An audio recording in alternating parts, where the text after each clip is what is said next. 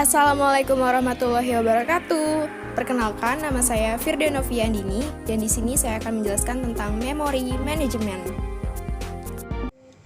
Memory management terdiri dari dua kata, yaitu memori, pusat kegiatan pada sebuah komputer karena setiap proses yang akan dijalankan harus melalui memori terlebih dahulu. Sedangkan manajemen adalah kegiatan pengawasan dan pengelolaan.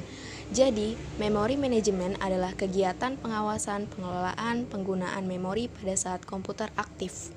Nah, selanjutnya adalah gambar hierarki organisasi pada sistem komputer. Yang pertama adalah register, yang kedua cache memory, yang ketiga main memory, dan yang keempat adalah secondary memory. Mari kita bahas satu persatu. Yang pertama adalah register. Register adalah sebagian kecil memori komputer yang dipakai untuk tempat penampungan data. Contoh dari memori register adalah IR, Instruction Register, untuk menampung kode instruksi yang akan dieksekusi. Selanjutnya ada AX, BX, CX, DX, dan lain-lain untuk menampung data dan informasi. Yang kedua adalah memory cache. Memori yang berukuran kecil yang bersifat temporary atau sementara. Fungsinya adalah sebagai tempat penyimpanan data sementara atau instruksi yang diperlukan oleh prosesor. Yang ketiga adalah memori utama atau main memory, digunakan sebagai media penyimpanan data yang berkaitan dengan CPU atau perangkat input dan output. Kecepatan transfer data dari memori utama ke prosesor sangat lambat jika dibandingkan dengan eksekusi prosesor. Dan yang terakhir dari gambar hierarki organisasi pada sistem komputer adalah memori sekunder. Memori sekunder penyimpanan yang berada pada satu tingkat di bawah memori utama. Tidak seperti memori utama komputer, penyimpanan sekunder tidak memiliki hubungan langsung dengan prosesor melalui bus. Kecepatan transfernya jauh lebih lambat dari memori utama. Selanjutnya kita akan membahas tentang pengalamatan memori. Pengalamatan memori terbagi menjadi dua, yaitu pengalamatan fisik dan pengalamatan secara logikal. Pengalamatan fisik adalah alamat yang ditulis pada kode instruksi adalah alamat fisik memori utama yang sesungguhnya. Sedangkan pengalamatan secara logikal adalah alamat yang ada pada kode program merupakan suatu alamat logika yang masih perlu diterjemahkan ke alamat fisik memori utama pada saat dieksekusi.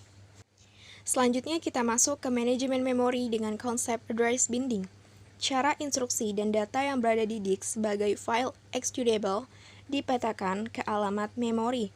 Addressing binding berlangsung selama 3 tahap, yaitu ada komplikasi, load, eksekusi dari satu program. Perhatikan gambar ini.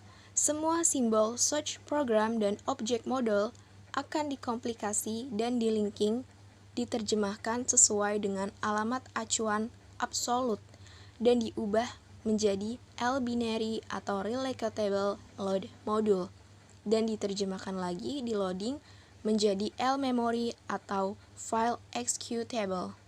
Selanjutnya adalah manajemen memori dengan konsep dynamic loading.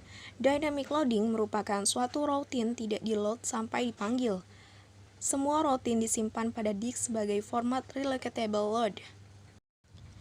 Mekanisme dasar dynamic loading adalah pertama, program utama di-load dahulu dan dieksekusi. Bila suatu routine perlu memanggil routine yang lain, routine yang dipanggil lebih dahulu diperiksa apakah routine yang dipanggil sudah di-load. Jika tidak, relocatable linking loader dipanggil untuk meload routine yang diminta ke memori dan mengupdate tabel alamat dari program yang mencerminkan perubahan ini. Selanjutnya yaitu konsep dynamic linking. Konsep dynamic linking sama dengan dynamic loading. Karena pada saat loading, linking ditunda hingga waktu eksekusi. Program-program user tidak perlu menduplikasi sistem library karena sistem library dipakai bersama dan mengurangi pemakai space. Artinya, satu rutin library di memori digunakan secara bersama oleh sekumpulan proses. Selanjutnya adalah overlay. Overlay hanya instruksi dan data yang diperlukan pada suatu waktu yang disimpan di memori. Overlay diperlukan jika ukuran proses lebih besar dari memori yang dialokasikan untuknya. Selanjutnya adalah konsep swapping. Swapping adalah suatu proses dapat di-swap. secara temporary keluar dari memori dan dimasukkan ke backing store dan dapat dimasukkan kembali ke dalam memori pada eksekusi selanjutnya. Perhatikan gambar ini. Pada umumnya, sebuah proses yang di-swap out akan menukar kembali ke ruang memori yang sama dengan sebelumnya. Penukaran membutuhkan sebuah backing storage.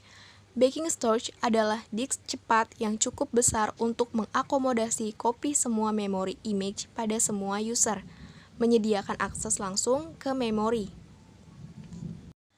Bila CPU scheduler memutuskan untuk mengeksekusi proses, OS memanggil dispatcher, dan dispatcher memeriksa untuk melihat apakah proses selanjutnya pada ready queue ada di memori. Jika tidak dan tidak terdapat cukup memori bebas, maka dispatcher swap out sebuah proses yang ada di memori dan swap in proses tersebut.